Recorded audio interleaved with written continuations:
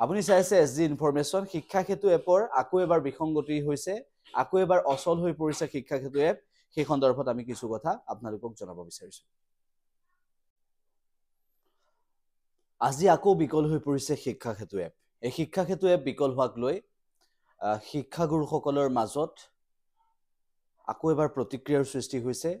কিন্তু শিক্ষা সেতু এপটো বাৰম্বাৰ বিকল হোৱাৰ কাৰণ কি সেই সন্দৰ্ভত আমি উল্লেখ কৰিব বিচাৰিছো কিছু কথা আমি এটা কথা প্ৰথমতে উল্লেখ কৰি ল'ব বিচাৰিছো যে শিক্ষা সেতু এপটো প্ৰায় বিকল হৈ থাকে উল্লেখ হৈছে পূৰ্বতে যেতিয়া শিক্ষা সেতু এপ প্ৰৱৰ্তন কৰা হৈছিল সেই সময়ছোৱাত কেনেকুৱা হাৰাশাস্তিৰ সন্মুখীন হ'বলগীয়া হৈছিল শিক্ষাগুৰুসকল সেই কথা সকলোৱে গম পাইছিল আজি এনেকুৱা এটা পৰিস্থিতি ৰাজ্যৰ বিভিন্ন প্ৰান্তত শিক্ষাগুৰুসকলৰ এনেকুৱা এটা পৰিস্থিতি যিটো দিনত শিক্ষাগুৰুসকল অতিষ্ঠ হৈ পৰিছে যে সময় যিমানেই আগুৱাইছে সিমান সময়লৈকে তেওঁলোকে এতিয়ালৈকে শিক্ষা সেতু এপত এটেন্ডেন্স দিব পৰা নাই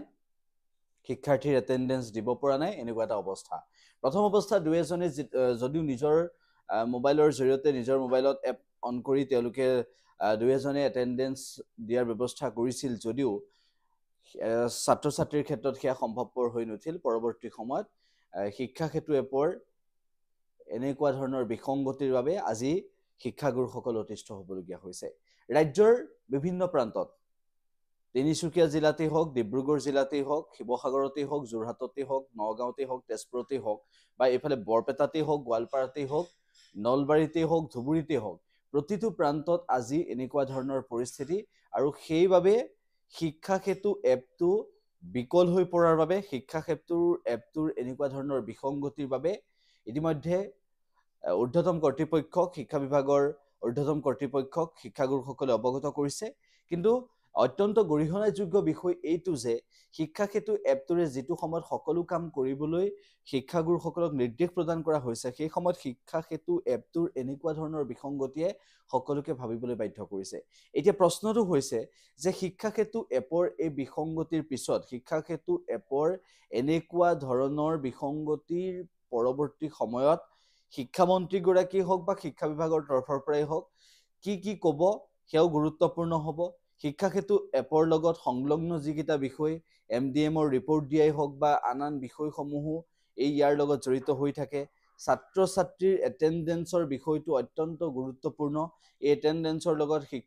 বিদ্যালয়খনৰ এটেন্ডেন্সৰ লগত শিক্ষাগুৰুসকলৰ কি জড়িত হৈ থাকে সেয়াও সকলোৱে জানে কিন্তু তাৰ পিছতো যদি এই শিক্ষা সেতু এপটোৰ এই বিসংগতিখিনি থকাৰ পৰৱৰ্তী সময়তো যদি এনেকুৱা ধৰণৰ নিয়মখিনি যদি তেওঁলোকে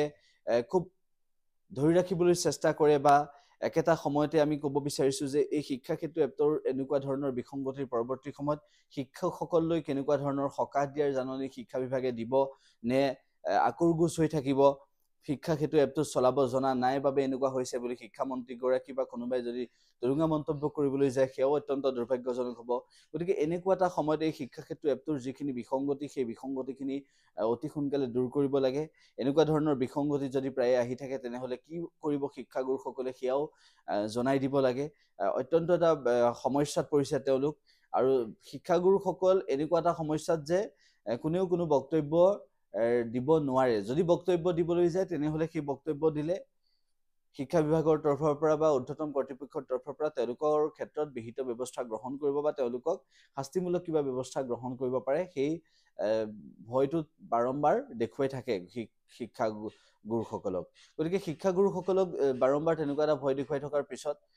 বা শিক্ষা সেতু এপটোৰ আজিৰ এই বিসংগতিখিনিৰ পিছত আজি অতিষ্ঠ কৰিছে পঢ়ুৱাব কেতিয়া ছাত্ৰ ছাত্ৰীক পঢ়ুৱাব কেতিয়া এই প্ৰশ্নটোতো আহি পৰি যে চৰকাৰী বিদ্যালয়ৰ শিক্ষাৰ গুণগত মান উন্নত কৰিবৰ বাবে ৰাজ্য চৰকাৰে চিন্তা কৰে ভাৰতবৰ্ষৰ 5খন ৰাজ্যৰ এখন কৰিম বুলি অসমক চিন্তা কৰে কিন্তু সেই সময়ত যদি এই 1টা বজালৈ 2টা বজালৈকে যদি এটেন্ডেন্স দিবলৈকে তেওঁলোক ৰৈ থাকে শিক্ষা সেতু এপটোত যদি এটেন্ডেন্স দিবলৈকে ৰৈ থাকে পঢ়ুৱাব কেতিয়া এই প্ৰশ্নটোৰ উত্তৰ কোনে দিব পঢ়ুৱাব কেতিয়া তেওঁলোকক